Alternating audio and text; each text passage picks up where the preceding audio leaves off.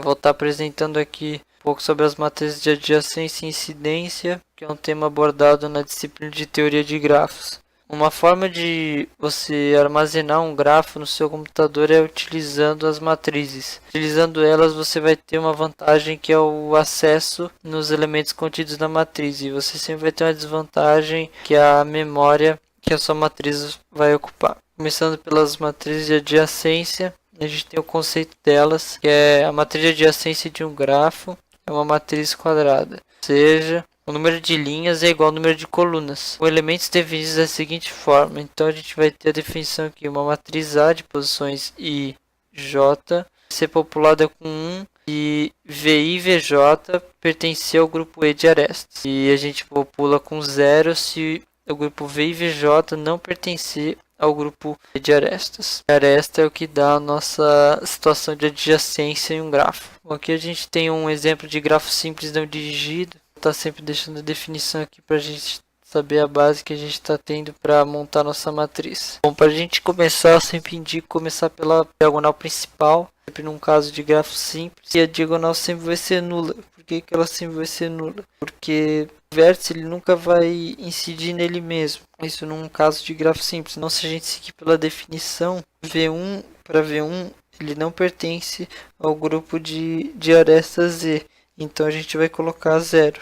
Seguindo nessa ordem, então a gente vai para V1, V2. V1, V2 possui adjacência? Sim, então a gente coloca 1. V1, V3 possui adjacência? Sim, então a gente coloca 1. V1 e V4 possuem adjacência? Sim, então a gente coloca 1 também. E assim sucessivamente, a gente vai fazer essa leitura para cada linha da nossa matriz, até a gente resultar numa matriz completa. Quando a gente tem uma matriz completa, a gente pode tirar algumas conclusões. Uma delas é que se a gente somar a linha ou a coluna qualquer vértice, a gente vai resultar no grau de incidência que ele tem. O V2 possui 2 uns, então a gente tem uma soma de 2. Então ele tem um grau 2, e assim para todos os vértices. Outra coisa que a gente pode observar, essa matriz ela resulta numa matriz simétrica. Como a diagonal principal é nula, então a gente tem uma simetria. A gente soma uma parte e soma todos os uns dela,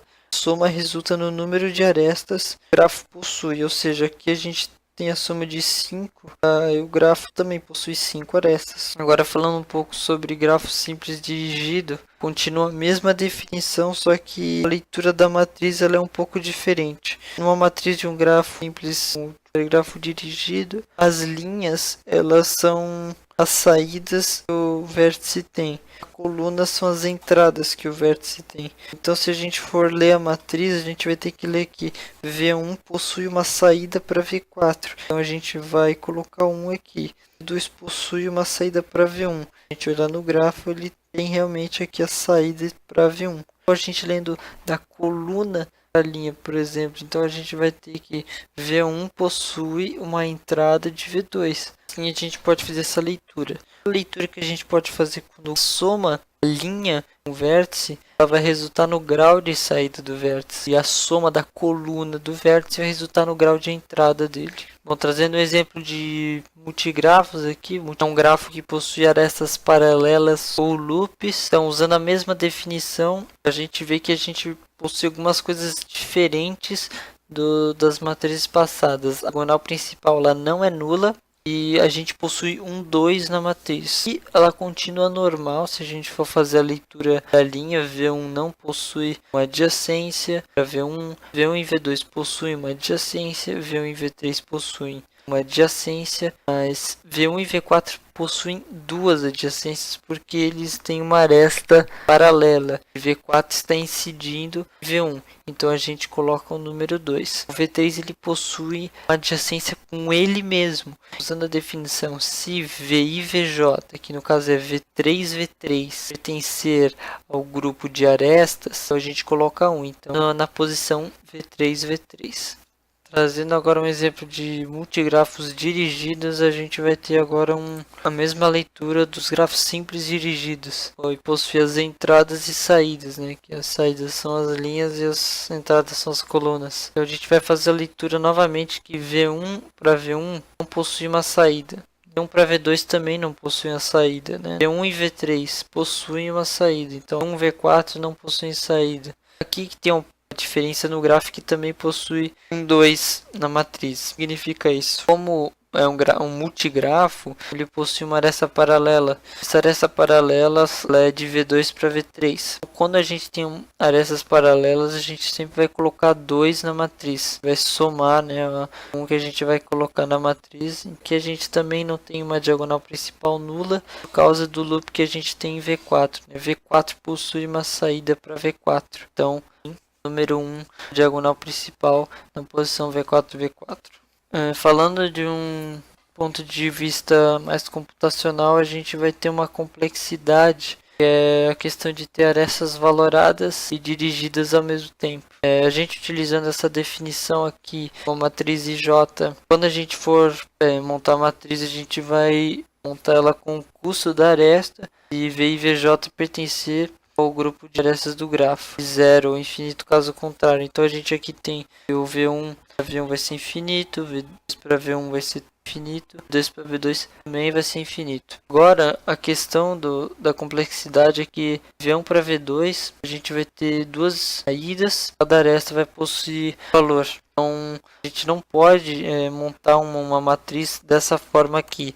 Tem como a gente montar uma matriz dessa utilizar estruturas auxiliares. Então isso é uma complexidade. A gente fala sobre arestas valoradas com essas dirigidas. Outra forma de a gente representar um grafo utilizando o computador é com as matrizes de incidência, só que na matriz de incidência a gente não utiliza somente a adjacência entre os vértices, a gente utiliza as arestas do grafo. O conceito da matriz de incidência, a matriz de incidência ela possui dimensão V versus A, ou seja, vértices arestas. As linhas vão ser os vértices e as colunas vão ser as arestas. Então, a definição que a gente vai ter é uma matriz M qualquer, posições IJ, e a gente vai colocar 1 se a aresta J incidir no vértice I. A gente vai colocar 1 se a aresta E1 incidir no vértice V1, por exemplo. Então, e que a afirmação for contrária, a gente coloca 0. Vou trazendo um pouco do modelo apresentado anteriormente para matrizes de adjacência. Eu vou usar também matrizes de incidência, alguns exemplos de grafos para montar exemplos de matrizes. Aqui a gente tem um grafo simples não dirigido, a gente tem um esboço de uma matriz de incidência. E já olhando para esse esboço, a gente vê que a diferença é que só temos agora as linhas como os vértices, as colunas já são as arestas. As arestas foram nomeadas para que fosse capaz de montar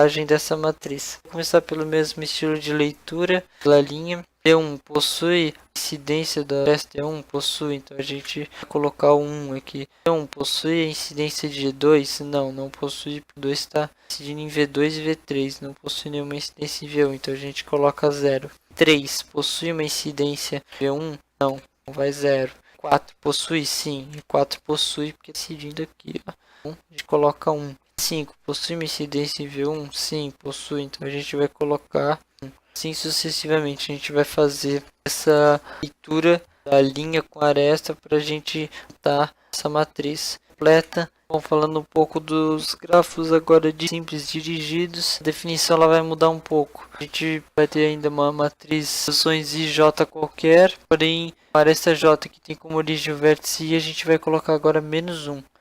Mais 1 se a aresta J tem como destino o vértice I, aquela leitura de saída e entrada que a gente fez anteriormente nas matrizes de adjacência. Caso as duas afirmações forem falsas, a gente vai colocar 0. Começando pelo V1 e 1, a gente vê V1 possui alguma incidência G1, sim. Então, a gente vê qual que é o tipo. A questão do destino. Então, a gente vai colocar mais 1, porque a aresta J tem como destino o vértice I. No caso, o vértice I é o 1 e a aresta J é o I1. Então, a gente coloca mais 1.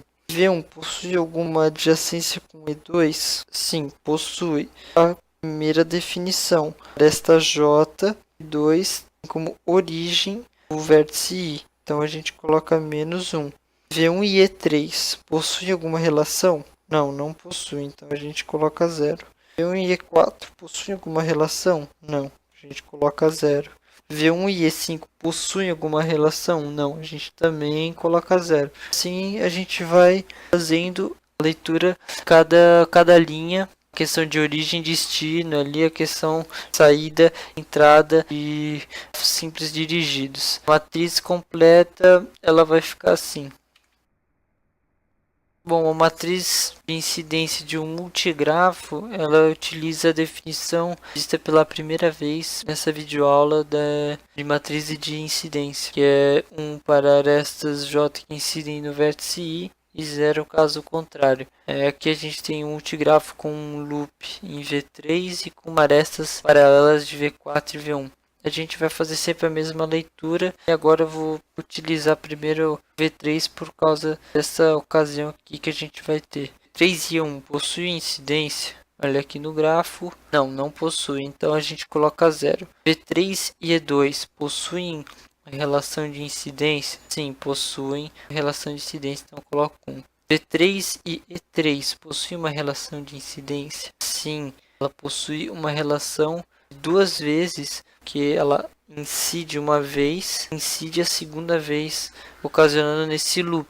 Então, os loops na matriz de incidência de multigrafo é informado a gente no número de vezes que essa aresta é incidida, mesmo sendo um loop. Não tem nenhuma exceção, é a questão de visual mesmo. Está incidido, a gente vai somar esses uns da incidência. Agora voltando novamente à definição do menos 1, né, usando menos 1 e mais 1, a gente vai ter também essa definição dos multigrafos dirigidos. A gente vai usar aquela questão de entrada e saída, e aqui chamada, né, de origem e destino. Então, menos 1 se a aresta J tem como origem o vértice I, e mais 1 se a aresta J tem como destino o vértice I. Aqui a gente possui então V1 para E1. E1 possui uma relação com V1? Sim. E que relação é essa? Uma relação de destino. Então, se é uma relação de destino, a gente coloca mais 1 de acordo com a definição. V1 e E2 possuem uma relação? Sim, possuem uma relação também de destino. Então, vai mais 1 aqui na posição V1 e E2. 3, E4, E5 e E6 não possuem relação alguma com V1. V1 e E7 possuem uma relação? Sim. Relação de origem agora. Relação de saída. Então, a gente coloca o menos 1. E assim a gente faz para tudo, essa leitura para tudo matriz, ocasionando nessa matriz completa aqui. Bom, chegando na última etapa da nossa videoaula, é sobre arestas valoradas nas matrizes de incidência. A nossa definição ela muda bastante agora, que agora a gente vai popular a nossa matriz com o custo que a aresta tem, e não com uns e zeros que a gente estava usando até agora, ou menos 1 e mais 1 no caso de matriz de incidência com grafos dirigidos. Aqui a gente vai botar o custo da aresta J se a aresta J incidir no vértice I. Caso contrário, a gente vai colocar infinito. Fazer a leitura padrão que a gente estava fazendo até agora, utilizando a linha coluna. V1 tem uma relação com E1? Sim, possui a relação de incidência. Então aqui a gente vai colocar o número 2, que é custo que a aresta E1 tem. V1 e E2 possuem uma relação? Sim, possui a relação de incidência. E a aresta E2, ela possui o custo 5. Então a gente vai colocar o valor 5. V1 e E3 possuem uma relação? Não. Então a gente não coloca infinito. V1 e E4 possuem alguma relação? Não. Colocamos infinito. Assim sucessivamente até popularmos por inteiro a nossa matriz. Espero que tenham gostado e até mais.